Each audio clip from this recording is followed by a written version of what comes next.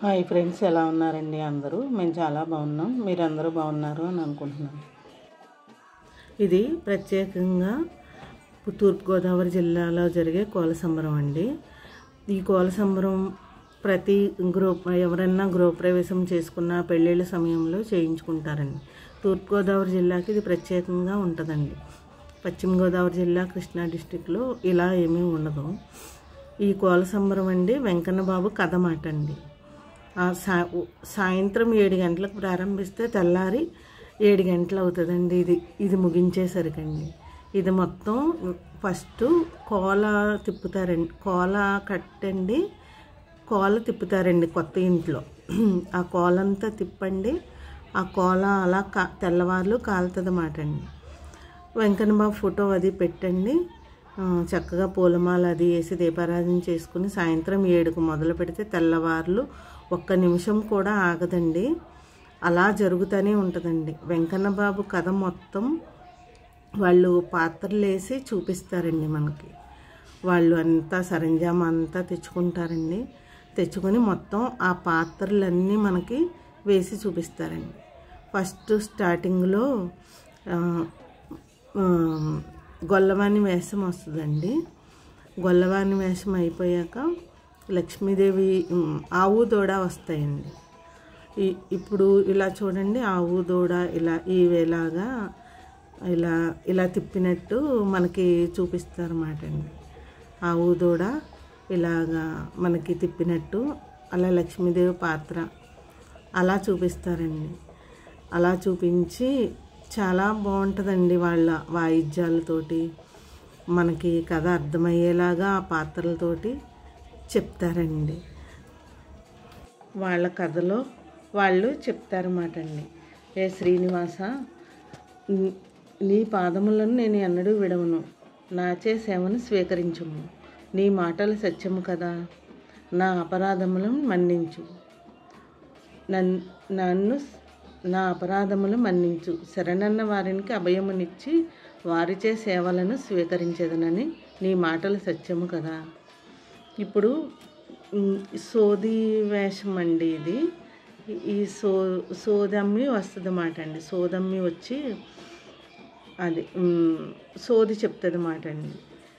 ఈ సోది పాత్ర అండి. ఈవిడ చేసిన వాళ్ళందరూ మగాళ్ళేనండి. అంటే సోదమ్మి వేషం, ఎరుకలసాని వేషం అండి. ఇది ఎరుకలసాని వేషం వేసి మనకి కొంచెం సేపు కథ ఉంటుంది అన్నమాట అండి. నేను తప్పు చేసినప్పుడు నా వీపుపై కొట్టి నన్ను దండించు, అంతేకాని నా కడుపు పైన కొట్టకు స్వామి. నేను పేదవాదానిని, నిన్నే శరణన్న దానిని. శ్రీనివాస, నీ ముందు సదా దివిటీని పట్టుకొనిదను. నీ ఎంగిలిని ప్రసాదమును విడువక అంతయు స్వీకరించదను. నీవు సేవించిన తాంబూలం యొక్క ఉచ్చిష్టమును ఎంగిలి స్వీకరించుటకు పగలు రేయి కాళంజిని పాత్రం పట్టుకుని నిలిచెదను.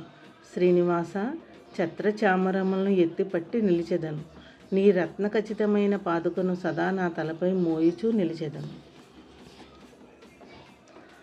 వాళ్ళు కథలో ఇలా మామూలుగా ఇలా చెప్పుకుంటూ వెళ్తారండి.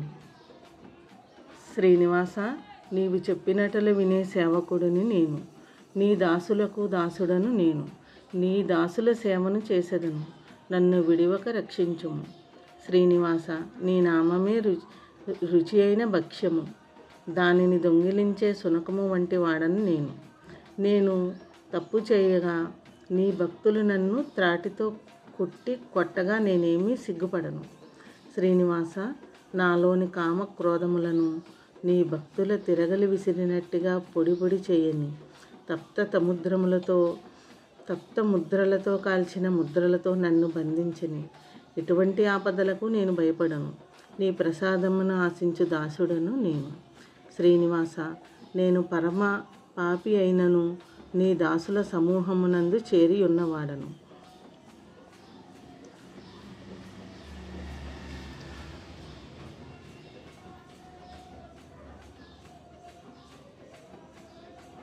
వారి మంచి మాటలను వినువాడను. వారి గుంపునే ఆశ్రయించు గావించుకొన్న నన్ను మన్నించుము. శ్రీనివాస, శ్రేష్ఠుడను కాను, నిత్యానందమును పొందక ఉన్నవాడను. నా రాజసమును అంతయు నీకు సమర్పించి ఈ సంసారమును దాటించదము. శ్రీనివాస, నేను నిరంతరము నీవాడనే, వేరే ఎవరినీ తెలియని వాడను. నా పాలిత తండ్రి తల్లి అయిన శ్రీ ప్రసన్న వెంకటాద్రి యందు వెలిసిన ఓ శ్రీనివాస, నన్ను మన్నించు, ఉద్ధరించు. గోవింద, కృష్ణ, హరిముకుంద, గోపాలకృష్ణ, మమ్ము కృపాదృష్టితో చూడుము. నీ పాదములకు మొక్కెదము.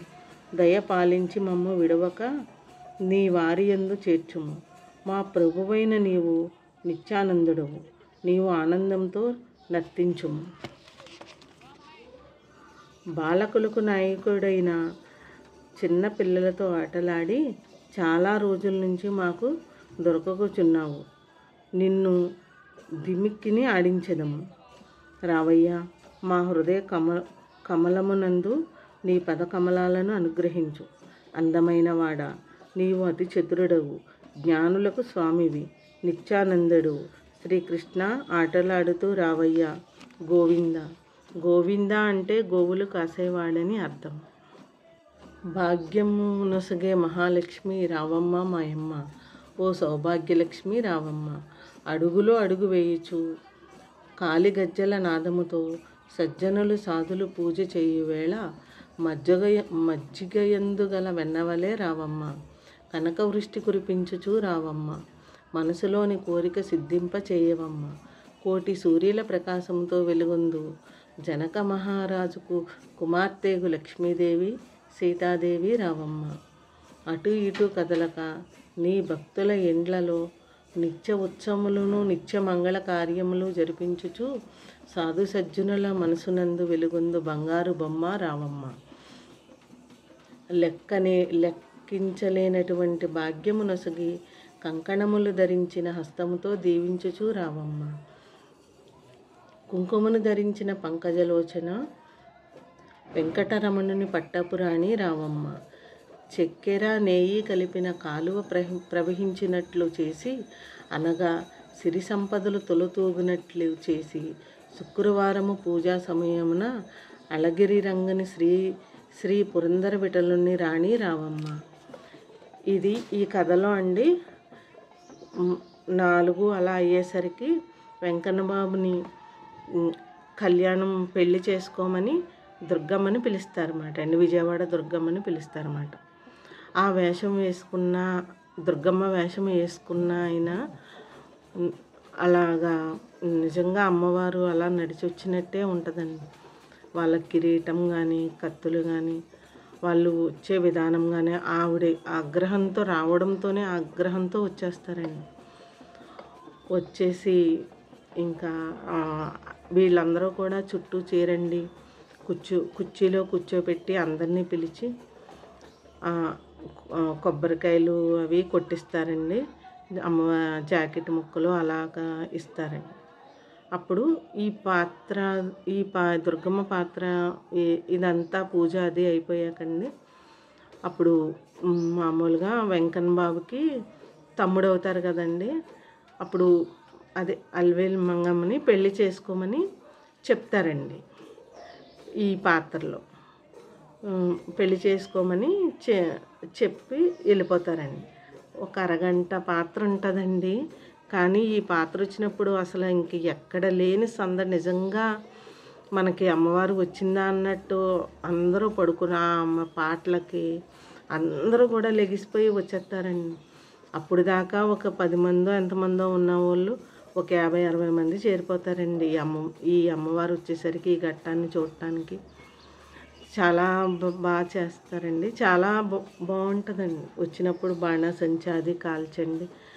అమ్మవారు వచ్చినప్పుడు బాణాసంచా అది కాల్చి శాంతింప చేసండి. కొబ్బరికాయలు కొట్టి కూర్చోపెట్టి అందరికీ బొట్టు పెట్టించి ఆశీర్వాదం ఇప్పిస్తారండి. కానీ ఆ క్షణంలో ఆ కథలో అలాగా ఆవిడే వచ్చినట్టు మనం ఫీల్ అవుతామండి. ఆ పాత్ర చాలా బాగుంటుందండి. నిజంగా అమ్మవారే అలా దిగొచ్చిందా అన్నట్టుగా ఉంటారండి. దుర్గమ్మ వెంకన్న బాబుని పెళ్లి చేసుకోమని చెప్పి వెళ్ళిపోతారండి.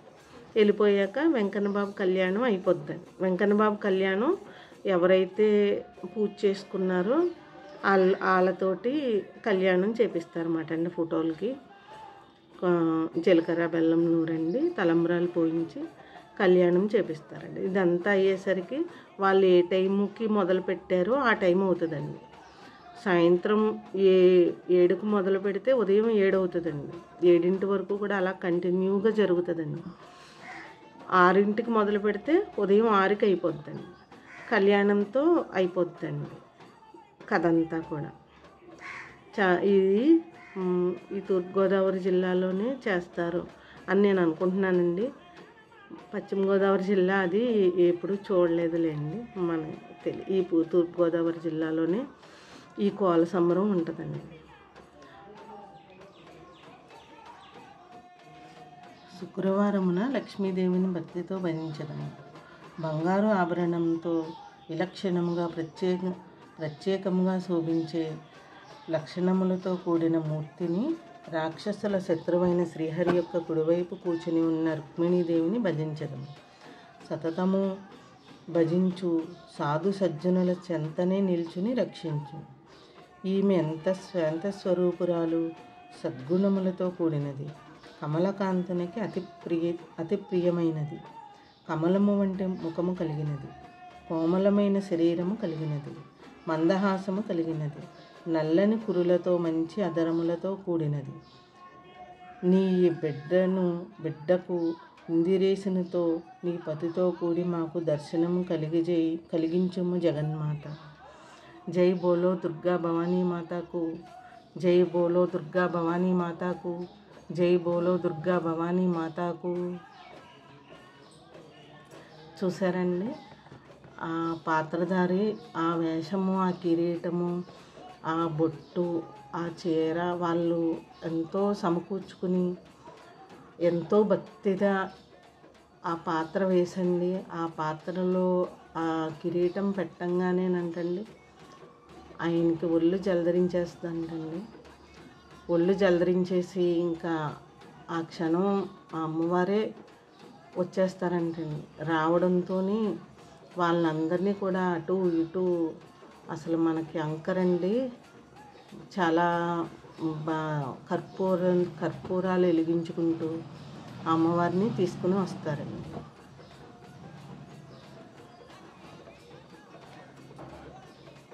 ఈ వీడియో మీకు నచ్చింది అని అనుకుంటున్నానండి.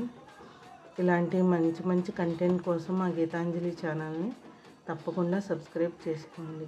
మీ ఫ్రెండ్స్కి, ఫ్యామిలీ మెంబర్స్కి షేర్ చేయండి.